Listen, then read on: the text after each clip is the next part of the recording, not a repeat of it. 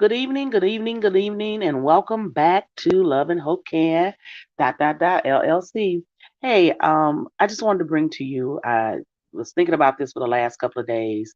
Um, just something that I brought to my memory about when I was an earlier, uh, started out as an earlier manager. I'll say supervisor, then manager, director, whatever. Um, and I remember I used to always talk to my mom and a couple of friends. And I remember one time my mother said, "So what? So what if somebody don't like you? So what if somebody don't uh do what you say, or so what?" You know, but it was more so it brought back to memory just during that time of just wanting to understand what it was to be a supervisor, what it was to be liked as a supervisor, trying to appease both sides of your staff, like for those over here, that's, their situations, or they're complaining about something, and then you have the opposing side that thinks that ought to work like this. And so, as a young, immature manager, or I would say supervisor at that time, I was, kind of torn between what's what. And I also had emotion in it. And my mother said, "So what? You are the supervisor. So what if you're younger than they are? That has nothing to do with the job description that they have to complete and do daily if they want the job." And so more and more I understood it, more and more as I talked to not only my mom, but my mentor at the time. And she would just basically just say, "This is a hard bunch to deal with. And you're just going to have to, just pretty much put on thicker skin and keep moving and just do what you have to do. You're not here to be liked." And that came full circle for me, because not only did my mentor never met my mom, and they've never spoken, but those same words my mom said: "You're not there to be liked. You're there to do a job. They hired you to do a job. You're there to do a job." And for years, I wore that as a sweater. I wore it as a sweater. It was comfortable. It was comforting. It gave me my go back to, I'm not here for this. I'm here to complete this job. I'm here to do whatever. So that was quickly understood. But I was just all I was it brought back to memory, because I was talking to someone, and this individual had mentioned that um, he was having a hard time and just dealing with, day to day operations on his job, and as a new manager and doing the things, he was not liked by those, because he was the manager and he had actually got the promotion over some other people, and we all know how that goes. He had to do something with the boss or do something with the supervisor. He just couldn't get it on his own, right? Which is totally just idiotic for people to just think that you have to be sleeping with somebody, you have to have favor with someone. It's never that you are qualified for the position in which you go for. So I'm saying to you today, so what if, we have all these types of things that we can apply this to. So what if someone doesn't like you? So what? So what? So what? So what? So what if this person is talking about you behind your back? Just do what you have to do. Their words do not give you, and I put in my description, give you the air that you breathe. We have a creator for that.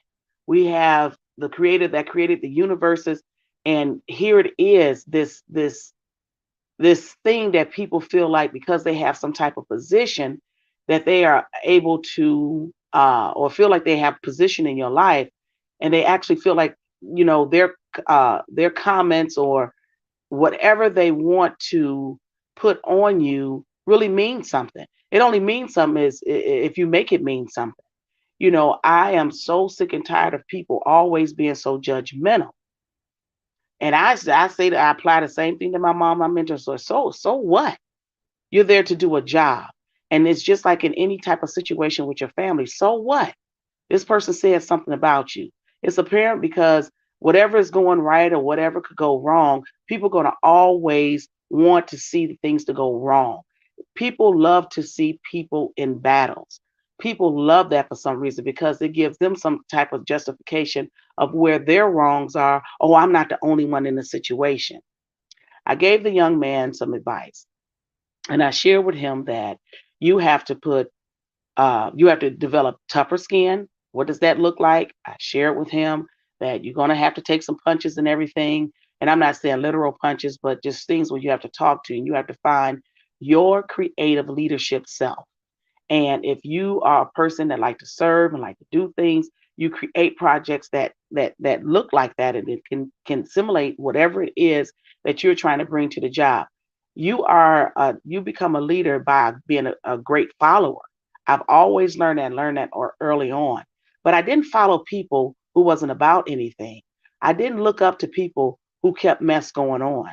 I didn't want to associate with people who were gossipers, who just was messy people.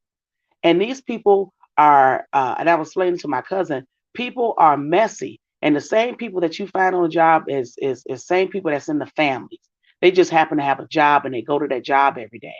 And when we talk about people who are hating against other people and don't give people a chance, you have people who literally wake up to love being negative.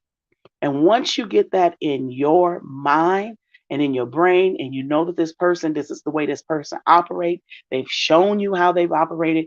And just like Dr. Maya Angelou said, you have to accept them for who they are. Because once they show you this is who they are, this is who they are.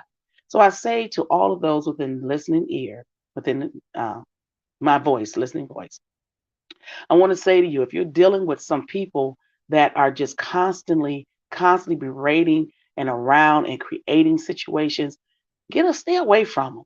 And so what if they don't like you? So what if just apply the so what theory to everything? So what? Forget them.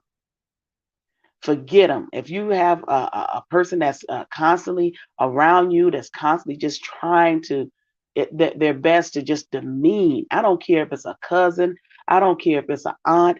I don't care if it's a brother, a sister. I don't care who it is. I don't care if it's your supervisor, your coworker, the man at the metro station that won't give you make you wait while you're standing there for the 5 and 10 minutes waiting on him because it's a power play. People have to feel like they are in some sort of power over you, and especially those are um, young directors or supervisors, and you are governing people that may be a little bit older than you or much older than you. You're going to have some pushback. I'm basing that on my experience. In every job that I've had, I've mostly had older people, and not all of them were like that. Some of them were very supportive as a young manager or as a young supervisor. They were very nice and they took me under their wing. And they would say, "Hey, Katrina, maybe you want to consider that. Maybe you want to do this." And I say to you, as a young manager, supervisor, director, don't feel like because it's all because you said it is your way or no way. You have to be a good leader good and I love the book Good to Great Leaders simply because it showed that the person that was the great leader ended up being a great leader and also at one time was a great follower. So I say to you right now that if you're in that position where you are looking to get over the emotional part of the job or emotional part of dealing with individuals who have operated so long in sick relationships and power play relationships, leave it alone. Just say, so what? So what? So what if they're doing this? So what if they're doing that? Just leave them alone. Let them do whatever they have to do.